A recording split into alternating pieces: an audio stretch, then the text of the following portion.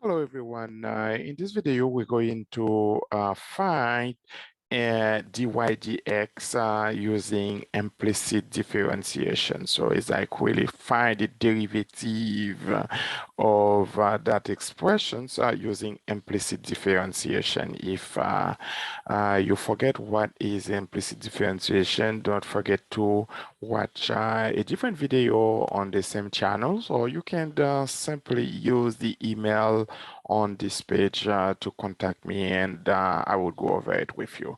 Or you can email me directly, or just watch a different video. So first of all, when we do implicit differentiation, the first expressions here, we can see it's in the form uv. So when you take the derivative of an expressions like this, which that we call a product rule, it's u prime v plus v prime u.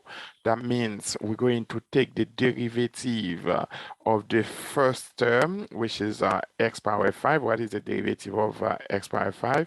Is 5x power 4, and we have y power 8 stay as is, plus v prime u. What is the derivative of y power 8? Is 8y power 7. Because it's implicit differentiation, we add dy dx times u is x power 5. And what is the derivative of y? It's only 1. So 1 dy dx. What is the derivative of x is 1. So when we are in this situation, what happened, we usually add dy dx anytime we derive y with respect to x. Now we can combine the dy dx and combine the other terms together. So if we subtract both sides, 5x squared plus 5x squared y 8, we have left 8 x5 y7 dy dx minus dy dx equal 1 minus 5x power 4 y power 8.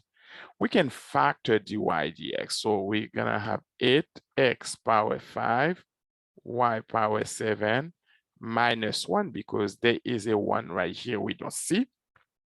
From there, we write dy dx equal 1 minus 5x power 4 y power 8. If we divide both sides by 8x to the 5th power y 7th power minus 1, as if we divide both sides by this the coefficient of dy dx, we end up having dy dx equal 1 minus 5x power 4 y power 8 over 8x power 5 y power 7 minus 1. And that's it. This is the implicit differentiation of that expression. So remember, when we say the implicit differentiation, it's still finding the derivative of that function. The only difference is like we express it at the end in the form dy dx. Now for B, what you see in B most of all, it's cotangent y is one of the trigonometric functions. So what is the derivative of cotangent y? So if you have cotangent y, remember what is dy dx of cotangent y. When you look, remember those, you either remember them or you create a cheat sheet. In the book, the first page of the calculus book, there you always have all those functions, formulas that you can use in completing exercises. So derivative of cotangent is negative cosecant square y. So that's the derivative of this one.